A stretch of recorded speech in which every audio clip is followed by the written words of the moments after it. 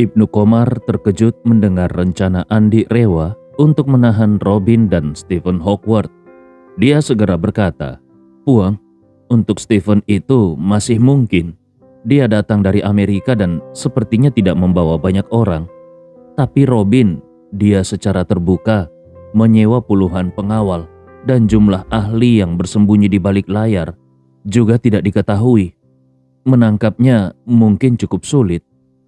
Andi Rewa menjawab dengan tenang, "Tidak masalah. Dunia ini tidak ada yang benar-benar sempurna tanpa celah. Menangkap Robin dan Stephen, aku sendiri sudah cukup." Namun, setelah berpikir sejenak, dia mengubah pendiriannya.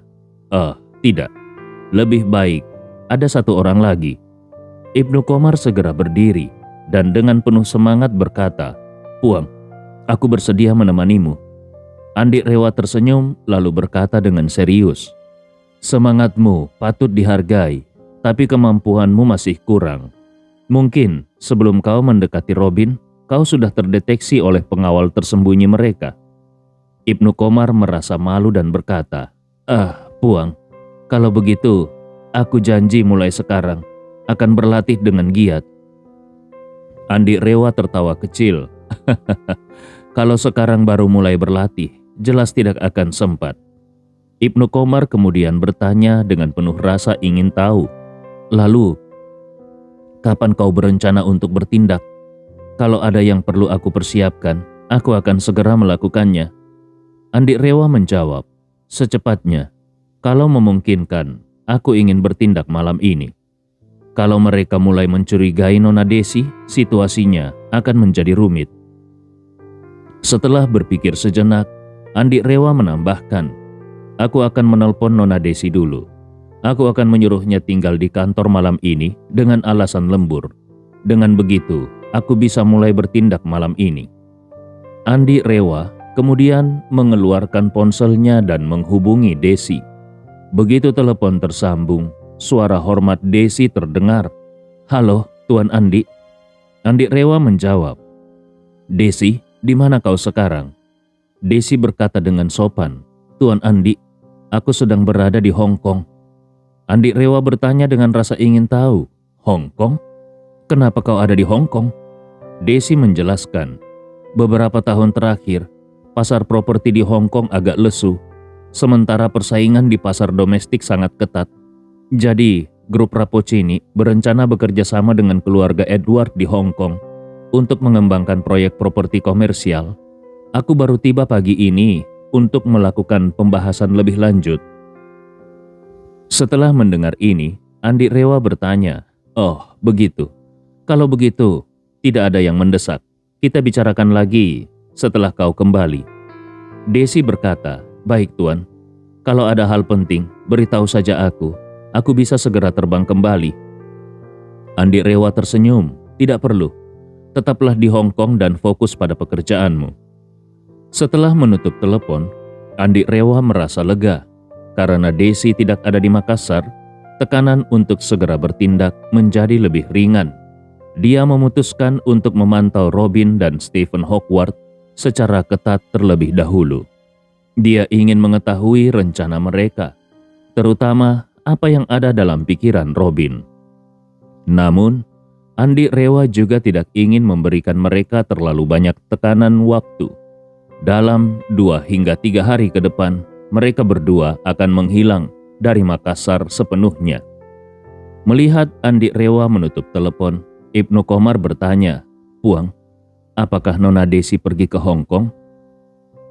Andi Rewa tersenyum kecil. "Benar, kebetulan sekali, dia baru saja pergi pagi ini." Ibnu Komar kembali bertanya, "Puang, kapan kau berencana untuk bertindak terhadap Robin dan Stephen?"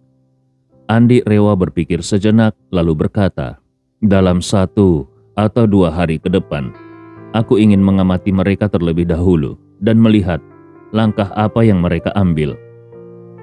Sambil berbicara, Andi Rewa memberi perintah lebih lanjut. "Jaringanmu di Makassar adalah yang paling luas. Pastikan kau memantau kedua orang itu dengan ketat. Kemanapun mereka pergi, atau siapapun yang mereka temui, aku harus diberitahu dengan segera." Ibnu Komar menjawab tanpa ragu, "Puang, jangan khawatir. Aku akan mengatur semuanya segera." Andi Rewa mengangguk. Dia sedikit merasa kecewa lalu berkata, kenapa mereka berdua tidak memilih untuk tinggal di hotelmu?" Ibnu Komar tertawa. "Puang, Walter menghilang saat tinggal di hotel internasional. Jadi wajar saja kalau ayahnya memilih untuk tinggal di sana. Sedangkan Robin, keluarga Smith sangat tahu kalau JX Marion adalah properti keluarga Rewa. Bagaimana mungkin dia akan memilih tinggal di sini?" Andi Rewa penasaran dan bertanya, "Dengan kekayaan sebesar itu, apakah keluarga Smith tidak pernah berinvestasi di properti di Makassar?" Ibnu Komar menggelengkan kepalanya dan menjawab, "Bertahun-tahun yang lalu, keluarga Smith dan keluarga Rewa pernah melakukan perjanjian.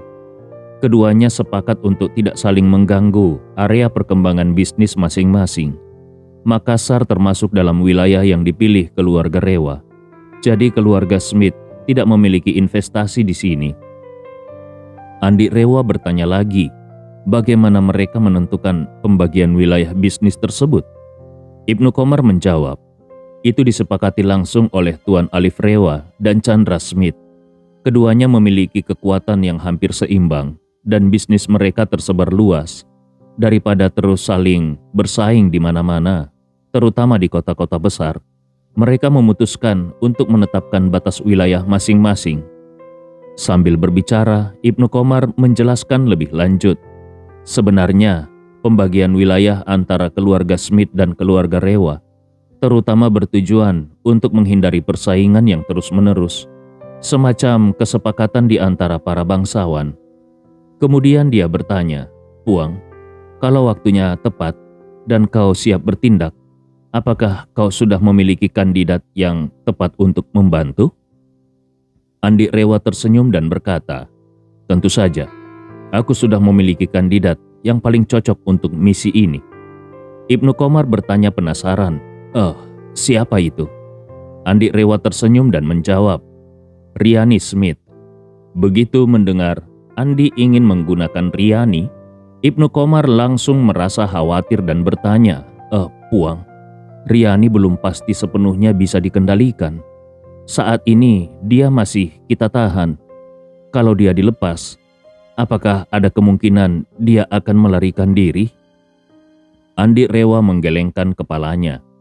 "Dari apa yang aku pahami tentang dia tidak akan melakukannya." Ibnu Komar tampak bingung. Kenapa Puang begitu yakin? Wanita itu terkenal kejam dan bukan orang yang mudah dihadapi." Andi Rewa tersenyum. Dia terlalu dihianati oleh keluarga Smith. Sekarang dia punya kesempatan untuk menangkap Robin. Ini adalah kesempatan besar untuk membalas dendam. Dengan alasan itu saja, dia tidak mungkin berkhianat. Andi Rewa melanjutkan, selain itu, di mata keluarga Smith, saat ini dia dalam status hilang. Kalau dia benar-benar lepas dari kendali atau perlindunganku, keluarga Smith kemungkinan besar akan menyadarinya. Dan kalau itu terjadi, mereka pasti akan menghabisinya. Lagi pula, meskipun keluarga Smith tidak bertindak, kalau pemerintah Jepang mengetahui keberadaannya, pasti mereka juga tidak akan melepaskannya. Dia adalah buronan nomor 1 yang paling dicari oleh pemerintah Jepang. Ibnu Komar mengangguk memahami, lalu berkata dengan serius, "Aku mengerti. Kalau begitu, Riani memang pilihan yang sangat baik. Kemampuan individunya sangat kuat.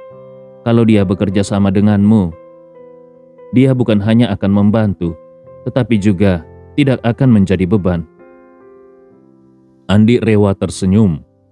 Akhir-akhir ini, kemampuan Riani semakin meningkat pesat. Dia sudah jauh berbeda dibandingkan saat masih di keluarga Smith. Setelah berkata demikian, Andi Rewa berdiri dan berkata, "Tetaplah di kantor. Aku akan berbicara dengan Riani." Ibnu Komar buru-buru bertanya, "Puang, bagaimana dengan Hana dan Ziva?" Andi Rewa menjawab, "Kemungkinan mereka akan bangun besok pagi. Malam ini kau cukup mengatur seseorang untuk menjaga pintu. Oh iya, pastikan untuk membeli pakaian ganti dan kebutuhan sehari-hari untuk mereka berdua. Lalu kirimkan besok pagi." Ibnu Komar segera menjawab, "Baik, Puang." Andi Rewa kemudian bertanya lagi, "Apakah kau mengenal Hana dan Ziva?" Ibnu Komar berpikir sejenak lalu menjawab, "Aku mengenal mereka, tetapi sepertinya mereka tidak mengenalku." Andi Rewa berkata, "Bagus. Besok setelah mereka bangun, apapun pertanyaan mereka tentang aku, jangan jawab. Kalau mereka bertanya di mana mereka berada, jangan juga dijawab. Kalau mereka ingin pergi atau menghubungi dunia luar, jangan setujui. Katakan saja kalau aku menyuruh mereka tetap tinggal di sini dengan tenang." Ibnu Komar segera berkata, "Baik, Puang, aku mengerti." Sementara itu, Riani sedang berlatih seni bela diri di dalam kamarnya. Sejak terakhir kali Andi membantunya mengembangkan kemampuannya, dia merasakan kemajuan yang luar biasa setiap harinya. Memanfaatkan kesempatan ini, dia mencurahkan seluruh waktu dan energinya untuk berlatih dengan giat, hingga membuat kemampuannya meningkat pesat seperti roket. Namun, di sela-sela latihan, pikirannya seringkali tanpa sadar mengarah pada Andi. Dia terus memikirkan segala kebaikan Andi, dari mulai saat Andi menyelamatkannya, hingga membantu membuat kekuatannya berkembang pesat. Semua itu membuatnya merasa sangat berterima kasih dari lubuk hatinya. Karena terlalu sering memikirkan hal itu, dia pun mulai berharap bisa lebih sering bertemu dengan Andi. Namun sayangnya, Andi Rewa tidak selalu datang ke hotel ini, sehingga membuatnya merasa sedikit kecewa. Ketika Riani sedang berlatih hingga tubuhnya penuh keringat, suara bel pintu tiba-tiba berbunyi. Riani langsung merasa sedikit bersemangat. Dia sudah tinggal di tempat ini untuk beberapa waktu dan memahami pola pelayanan staf di sini. Biasanya makanan dan kebutuhan sehari-hari akan diantarkan sesuai jadwal 3 kali sehari, dan di luar itu staf jarang mengganggu tanpa alasan. Namun saat ini bukanlah waktu makan, sehingga kemungkinan besar yang datang adalah Andi Rewa. Memikirkan hal ini, Riani langsung berlari ke pintu dengan hati penuh kegembiraan. Melalui layar interkom, dia langsung melihat Andi berdiri di depan pintunya. Hatinya langsung melompat kegirangan. Namun, dia baru menyadari kalau dia belum sempat merapikan diri dan masih mengenakan pakaian olahraga sederhana untuk latihan. Hal ini membuatnya ragu sejenak. Dia tidak tahu apakah sebaiknya mengganti pakaian dulu atau langsung membuka pintu. Setelah berpikir singkat, dia memutuskan bahwa tidak sopan membiarkan Andi menunggu terlalu lama. Tanpa banyak berpikir lagi, dia langsung membuka pintu. Begitu pintu terbuka, Andi Rewa langsung melihat Riani yang hanya mengenakan pakaian olahraga ketat. Hal ini membuat situasi sedikit canggung. Wajah Riani memerah karena malu dan dia buru-buru berkata, "Maaf Tuan Andi, tadi aku terburu-buru sehingga tidak sempat merapikan diri. Bagaimana kalau kau masuk dulu? Aku akan segera berganti pakaian." Andi Rewa masuk ke dalam kamar sambil tersenyum kecil. Lalu dia berkata, "Aku kesini ingin membicarakan sesuatu denganmu. Aku ingin tahu apakah kau tertarik untuk melakukannya bersamaku?" Mendengar hal ini, Riani menjadi semakin gugup dan malu. Dengan suara sedikit terbata, dia bertanya, Tuan Andi, hal apa yang kau maksud?" Tanpa menyadari kesalahpahaman yang muncul, Andi menjelaskan dengan serius, "Robin Smith telah datang ke Makassar. Aku berencana untuk mencari waktu yang tepat untuk menangkapnya." Mendengar nama Robin, Riani langsung terkejut. Dia melupakan rasa malunya dan bertanya dengan suara penuh keterkejutan, "Robin Smith? Kenapa dia datang ke Makassar? Apakah dia datang untuk melawanmu?" Andi Rewa menggelengkan kepalanya. "Bukan. Dia ke sini untuk mencari Hana dan Ziva.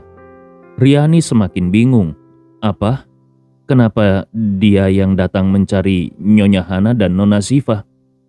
Karena Riani telah berada dalam tahanan, dia tidak memiliki akses ke dunia luar, termasuk berita terkini, sehingga dia sama sekali tidak tahu tentang peristiwa besar yang terjadi di Makassar hari ini. Andi Rewa kemudian menjelaskan secara singkat tentang apa yang telah terjadi. Ketika Riani mendengar bahwa kepala keluarga Smith telah memerintahkan pembunuhan terhadap Hana, bahkan berencana untuk menghabisi Ziva, dia menjadi sangat marah dan berteriak dengan penuh kemarahan. Keluarga Smith benar-benar terlalu licik dan keji. Trik semacam ini sudah pernah mereka gunakan terhadapku, dan sekarang mereka gunakan lagi pada Nyonya Hana. Bahkan mereka menyeret Nona Ziva ke dalamnya. Suaranya kemudian menjadi lebih suram saat dia melanjutkan, padahal Nyonya Hana selalu baik padaku, meskipun dia tidak tahu identitas asliku. Nona Ziva juga sangat baik kepadaku, tetapi dulu dia tidak tahu kalau aku adalah saudari tirinya. Aku benar-benar tidak tahu bagaimana harus menghadapi dia di masa depan. Setelah itu, dia buru-buru bertanya kepada Andi. Tuan Andi, apakah sekarang Nyonya Hana dan Nona Ziva baik-baik saja? Andi Rewa mengangguk pelan. Tenang saja, mereka sudah aman dan tidak lagi dalam bahaya. Riani menarik napas lega, lalu dengan penuh tekad berkata, syukurlah. Tuan Andi, kalau kau percaya padaku, aku bersedia mengikutimu dan mengabdikan seluruh kemampuanku untukmu. Pada saat ini di Hotel Internasional, iring-iringan mobil Robin langsung berhenti berjajar di depan pintu hotel. Bahkan sebelum dia turun dari mobil, petugas keamanan sudah lebih dulu turun untuk membersihkan area dari kerumunan orang. Manajer hotel bersama dengan puluhan petugas keamanan dengan penuh semangat datang menyambut. Dengan sikap hormat, dia berkata kepada asisten Robin, ada hal yang bisa kami bantu untuk Tuan Robin? Apapun itu, silakan Tuan Robin langsung menyampaikannya. Kami pasti akan berusaha sekuat tenaga. Asisten Robin berkata dengan nada dingin, saat ini belum ada yang dibutuhkan di sini. Suruh semua stafmu mundur. Jangan sampai ada seorang pun dari stafmu yang tanpa izin mengganggu Tuan Robin. Dan untuk tamu lain, pastikan mereka tidak mendekati Tuan Robin dalam jarak 10 meter. Manajer hotel langsung mengangguk tanpa ragu dan dengan penuh semangat berkata, kalau ada hal lain yang membutuhkan bantuanku, mohon langsung diberitahukan saja. Barulah kemudian Robin keluar dari mobil bersama Stephen Hawkward.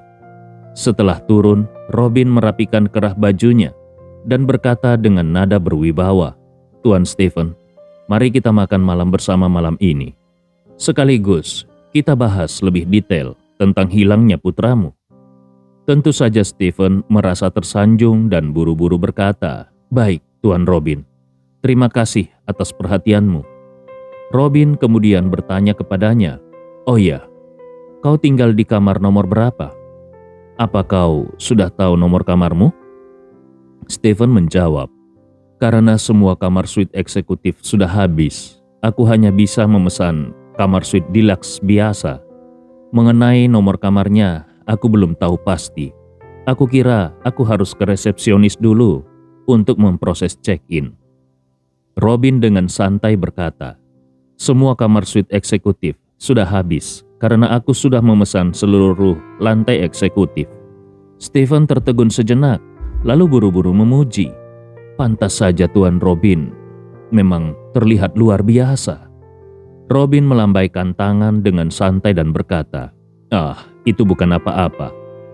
Kalau bukan karena perjanjian dengan seseorang bermarga Rewa, aku bahkan bisa membeli hotel ini dengan mudah. Setelah itu, dia berkata kepada asistennya, beritahu pihak hotel, atur kamar untuk Tuan Stephen agar dia tinggal di sebelah kamarku. Asistennya segera mengangguk dan berkata, baik Tuan, aku akan mengaturnya segera. Namun Stephen tampak sedikit ragu Karena dia tidak datang sendirian, dia juga membawa beberapa staf dan pengawal. Hanya saja, karena staf dan pengawalnya tidak mendapat tempat di iring-iringan mobil Robin, mereka hanya bisa naik taksi ke hotel, dan saat ini mereka belum tiba. Kalau dia tinggal sendirian di lantai eksekutif, sementara staf dan pengawalnya tinggal terpisah, tentu akan cukup merepotkan. Robin menyadari keraguannya dan berkata, "Begini saja, aku akan mengatur satu kamar lagi untukmu.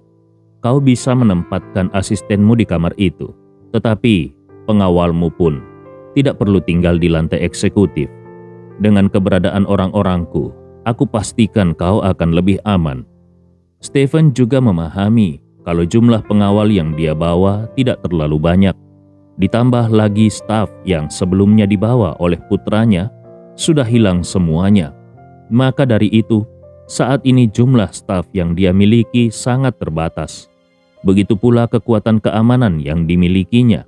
Namun, situasi Robin jelas berbeda.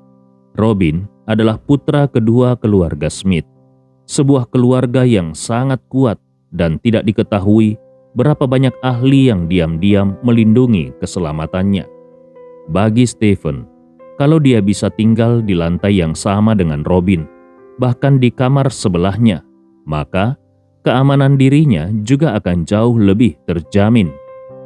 Maka, dengan penuh rasa syukur dia pun berkata, "Terima kasih Tuan Robin, kau benar-benar terlalu baik kepadaku." Robin tersenyum tipis, dan dengan sikap superior dia berkata kepada Stephen, "Di negara ini, selama kau menjalin hubungan baik dengan keluarga Smith, dimanapun kau berada, kami bisa memastikan semuanya berjalan lancar untukmu." Setelah itu dia bertanya kepada Stephen, "Apakah kau tahu siapa nama teman kuliah anakmu itu? Sekarang juga aku akan memerintahkan orang untuk menyelidiki informasi tentang dia." Stephen segera menjawab, "Aku pernah mendengar anakku menyebutkannya. Sepertinya namanya Desi Sanjaya. Konon wanita ini cukup kompeten. Dia adalah ketua dewan sebuah perusahaan besar yang sudah terdaftar di bursa saham dari kota Makassar." Robin menoleh ke asistennya, lalu dengan nada serius dia memerintahkan, "Kau punya waktu 5 menit untuk menyelidiki siapa sebenarnya Desi ini." Asistennya mengangguk, "Baik bos." 5 menit kemudian, ketika Robin baru saja melangkah ke suite presidennya, asistennya datang tergesa-gesa dan berkata, "Bos, aku sudah menyelidikinya. Nona Desi itu adalah wakil ketua dewan dari grup Rapocini. Dia sangat terkenal di sana dan seorang pengusaha terkemuka." Robin mengangguk dan memerintahkan, "Sebelum jam 12 malam ini, bawa Desi kemari. Aku ingin berbicara langsung dengannya." Asisten itu segera berkata, "Bos, pagi ini Nona Desi sudah naik pesawat ke Hong Kong. Mereka ada kerjasama di bidang properti di sana." Robin mengernyitkan alisnya, "Ke Hong Kong?" Awalnya dia merasa bingung, tetapi dia segera menyadari bahwa kedatangannya ke Makassar hari ini juga mendadak. Tampaknya kepergian wanita itu bukan disengaja untuk menghindari dirinya, hanya kebetulan saja. Maka dia pun mengangguk dan berkata, "Kalau begitu, pantau pergerakan di bandara. Segera beritahu aku begitu Desi kembali ke Makassar." Kemudian dia bertanya lagi, "Tadi kau menyebut grup Rapocini. Apa sebenarnya latar belakang perusahaan itu?" Asisten itu dengan cepat menjelaskan, grup Rapocini adalah perusahaan besar di Makassar dengan nilai pasar lebih dari 10 miliar. Awalnya perusahaan ini adalah perusahaan properti lokal asli. Namun tahun lalu, perusahaan ini sepenuhnya diakuisisi oleh keluarga Rewa. Robin bertanya dengan heran, "Diakuisisi oleh keluarga Rewa? Keluarga Rewa pergi ke sini untuk membeli perusahaan properti? Apa maksud mereka sebenarnya?" Asistennya menjawab dengan jujur, "Hal itu belum diketahui secara jelas. Hanya saja ada rumor yang mengatakan bahwa pemilik sebenarnya grup Rapocini sekarang adalah seseorang dari keluarga Rewa. Tapi siapa tepatnya orangnya, kami belum bisa memastikan." Robin mendengus dingin. Keluarga Rewa itu hanya punya segelintir orang. Sandi sudah mati, jadi pasti salah satu dari Randi, Fendi, atau Dandi. Semuanya cuma sekelompok mediocre. Asisten itu mengangguk dan bertanya, "Bos, kalau begitu, karena Nona Desi adalah bagian dari keluarga Rewa, apakah kita tetap akan bertindak?" Robin segera menjawab, "Tentu saja kita tetap bertindak. Wanita itu adalah satu-satunya petunjuk yang mungkin ada saat ini. Kita tidak bisa menyerah hanya karena dia dari keluarga Rewa." Lalu dia berkata dengan suara dingin, "Nanti, selama kita melakukannya dengan bersih, tanpa meninggalkan jejak, keluarga Rewa pun tidak bisa mengatakan apa-apa." Asistennya mengangguk, "Baik bos, aku mengerti." Robin menurunkan suaranya dan kembali memerintahkan, "Sekarang, segera panggil 10 ahli terbaik dan periksa semua rumah sakit besar di pusat kota ini untuk mencari keberadaan Hana dan Siva. Menurutku, kalau mereka masih hidup, kemungkinan besar mereka sedang dirawat secara rahasia di salah satu rumah sakit." Kemudian dia melanjutkan dengan nada dingin, "Setelah kau menemukan mereka, laporkan segera. Aku akan memberikan hadiah besar." Asisten itu dengan cepat bertanya, "Bos, kalau kami sudah menemukan mereka, apa yang harus dilakukan?" Robin menyeringai dingin, "Suntikkan racun risin ke tubuh mereka, 10 kali dosis mematikan. Pastikan mereka mati, bahkan meski mereka memiliki 9 nyawa sekalipun." Saat malam tiba dan Andi Rewa kembali ke rumah, 10 ahli terbaik dari keluarga Smith telah terbagi menjadi 5 tim. Mereka mulai menyisir setiap rumah sakit di kota ini. Sementara itu, Robin memerintahkan untuk menyiapkan makan malam mewah di ruang makan suite presidennya untuk menjamu Stephen. Meskipun kekuatan finansial keluarga Stephen jauh tertinggal dibandingkan keluarga Smith, tapi dalam pandangan Robin, ada ibu Stephen berasal dari keluarga Janvier yang bisa diperhitungkan. Akan sangat bermanfaat kalau dia tetap menjaga hubungan baik dengan Stephen. Di sisi lain, Stephen merasa sangat bersemangat. Meskipun benar ibunya berasal dari keluarga Janvier, dia tahu betul bahwa dalam keluarga sebesar itu, wanita seperti ibunya paling tidak ada ratusan banyaknya. Selain itu, cabang keluarga tempat ibunya dan kakeknya berada bahkan tidak memiliki posisi penting di keluarga Janvier. Jadi, status kerabat jauh Janvier yang dimilikinya hanyalah nama besar yang menumpang reputasi. Kini dengan kesempatan menjalin hubungan dengan keluarga Smith, salah satu keluarga teratas di negara ini, Stephen merasa ini adalah peluang besar. Dia berharap melalui keluarga Smith, dia bisa dengan cepat membangun pijakan di negara ini. Karenanya, dengan penuh antusiasme, untuk sementara dia melupakan pencarian anaknya, Walter, yang telah lama hilang, dan fokus sepenuhnya menjadi penjilat setia Robin di meja makan. Di saat kedua orang itu menikmati makan dan minum bersama, Andi Rewa menerima pesan chat dari Ibnu Komar yang berbunyi, "Puang, orang-orang keluarga Smith sedang menyelidiki latar belakang grup Rapocini, dan mereka juga telah mengirim ahli untuk menyusup ke berbagai rumah sakit di sini untuk diam-diam mencari Hana dan Siva." Andi Rewa tersenyum dingin dan membalas, "Robin benar-benar ambisius. Dia bahkan sudah sampai pada grup Rapocini. Sepertinya dia sangat ingin bertemu denganku." Ibnu Komar mencoba menenangkan, "Jangan khawatir Puang. Orang luar hanya tahu kalau grup Rapocini diakuisisi oleh keluarga Rewa. Tetapi mereka tidak tahu siapa sebenarnya ketua dewan dari grup Rapocini. Aku yakin dia tidak akan menemukanmu dalam waktu dekat." Andi Rewa segera membalas, "Tidak perlu memberi dia kesempatan. Malam ini kita ajak dia berkunjung ke peternakan Albert." Ibnu Komar terkejut dan bertanya, "Puang, apakah Kau berencana bertindak malam ini? Andi Rewa menjawab, betul. Malam ini adalah waktunya. Beritahu Riani untuk bersiap-siap. Ibnu Komar langsung menjawab, baik Puang. Apakah ada hal lain yang perlu aku siapkan? Andi Rewa berkata, katakan kepada Albert untuk menyiapkan kandang hewannya. Bagaimanapun, Robin adalah wakil kepala keluarga Smith. Latar belakangnya tidak biasa. Suruh Albert menyediakan satu kandang khusus untuknya. Ibnu Komar bertanya lagi, lalu bagaimana dengan Stephen? Apa perlu persiapan juga untuknya? Andi Rewa menjawab, ketika Stephen sampai di peternakan, dia pasti akan bertemu Walter anaknya. Dalam momen reuni keluarga yang mengharukan, biarkan saja mereka tinggal di kandang yang sama. Oh iya, suruh Albert menyiapkan bunga segar untuk menciptakan suasana yang hangat bagi mereka berdua. Ibnu Komar mengangguk, baik Puang, aku mengerti.